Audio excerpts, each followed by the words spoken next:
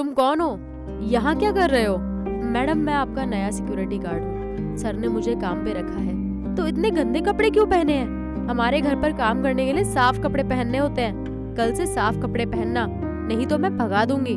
Madam, मैं कल ही गाँव से आया था। तनख्वाह नहीं मिलेगी तो मैं कपड़ा कैसे खरीदूंगा? जैसा मैंने कहा है वैसा करो, या कल से यहाँ आना मत। जमींदार की बेटी की ऐसी डांट पर सुहाग चुप रहा। दोपहर में वो लड़की रिक्शे से कुछ सामान लेकर आई। रिक्शे का किराया देने के बाद वो आगे बढ़ी और उसने सिक्योरिटी गार्ड से कहा, रिक्शे का सामान ले आओ। मैडम के कहे अनुसार सुहाग ने बड़ी मुश्किल से अपने कंधों पर भारी सामान को सीढ़ियों से ऊपर लाया। गांव से नए शहर ढाका में आया सिक्योरिटी गार्ड लड़का गेट पर अकेला ही खड़ा रहता था। यहाँ बात करने वाला कोई नहीं है, उसके भले बुरे की खबर लेने वाला भी कोई नहीं है।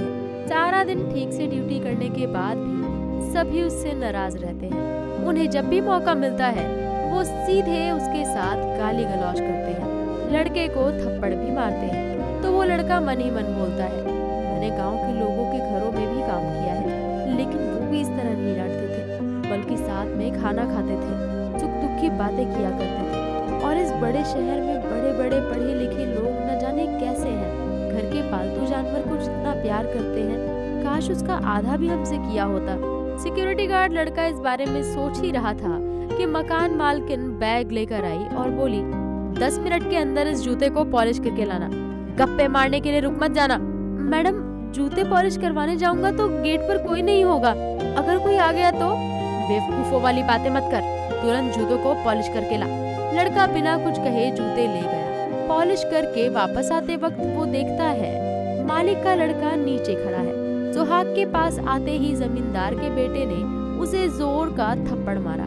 थप्पड़ खाकर लड़के की आंखों में आंसू आ गए। तब जमींदार के बेटे ने उससे कहा, बेशरम इंसान, तुझे यहाँ वहाँ घूमने के पैसे मिलते हैं? मैं कब से यहाँ खड़ा हूँ मेरी बाइक निकालने के लिए। लड़के ने बिना देर किए गेट खोला तो वो बाइक लेकर निकल गया। वो लड़का जल्दी से दरवाजा बंद करके जूते लेकर मैडम को देने गया।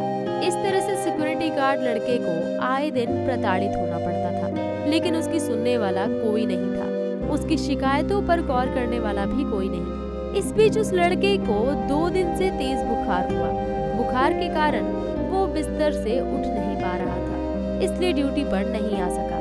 थोड़ा ठीक होने के बाद सुहाग जब काम पर गया तो देखा कि एक नया आदमी ड्यूटी कर रहा है। भाई, कौन हो तुम? मैं यहाँ ड्यूटी करता हूँ, तुम यहाँ क्यों हो? मुझे नहीं पता, तुम जमींदार के पास जाओ और उससे पूछो। लड़का परेशान होकर जमींदार के पास गया। दरवाजा खटखटाने पर मकान मालिक की बेटी आई और दरवाजा खोला। क्या तू यहाँ क्यों आया है? हमने नया गार्ड रख लिया है, मैं तुझे यहाँ अब और नहीं देखना चाहती। ये आप क्या कह रही हैं मैडम? 28 दिन की ड्यूटी के बाद बुखार के कारण मैं 2 दिन तक बिस्तर से उठ नहीं पाया, इसलिए मैं ड्यूटी पर नहीं आ पाया, इसलिए आप नौकरी से निकाल देंगे? आपको बुखार है या नहीं इसमें हमें क्या? हमारे घर में 2 दिन तक पहरेदारी करने वाला कोई नहीं था, अब 2 दिन बाद आकर तुम मुझसे बहस कर रहे हो। अभी घर से निकल जाओ। अच्छा मैडम, मैं जा रहा हूँ, लेकिन मुझे मेरे 28 दिन की सैलरी तो दे दीजिए। क्या तू नहीं जानता, अगर महीना पूरा नहीं होता तो तनख्वाह नहीं मिलती।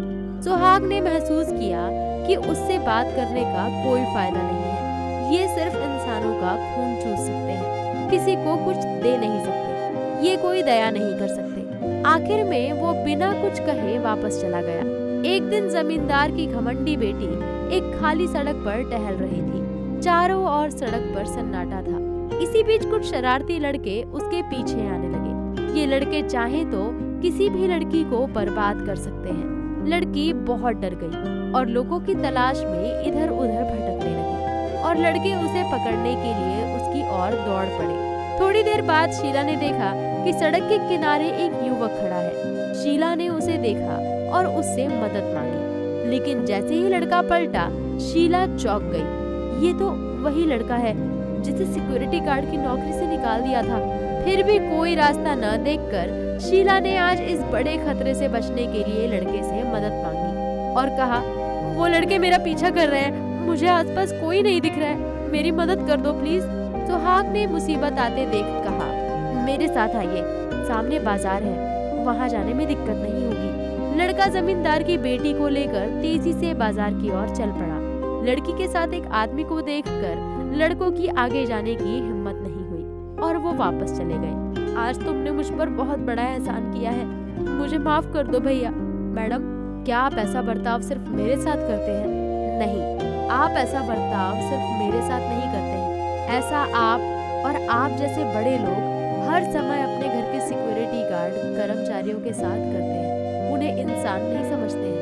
मेरा 7,000 रुपए का मासिक वेतन आपके लिए कुछ भी नहीं है, पर फिर भी नहीं दिया, इसलिए मुझे कई दिनों तक बिना खाने के रहना पड़ा। मेरे साथ मेरी माँ को भी भुगतना पड़ा। भैया, मैंने अपने घमंड की वजह से बिना जाने आपको और आपकी माँ को बहुत परेशान किया है। आज आप मेरी मदद ना करते तो मैं बर्बाद हो जाती। वो बदमाश मेरे साथ जो चाहे कर सकते थे। भैया, मुझे अपनी गलती का एहसास हो गया है, प्लीज मुझे माफ कर दीजिए।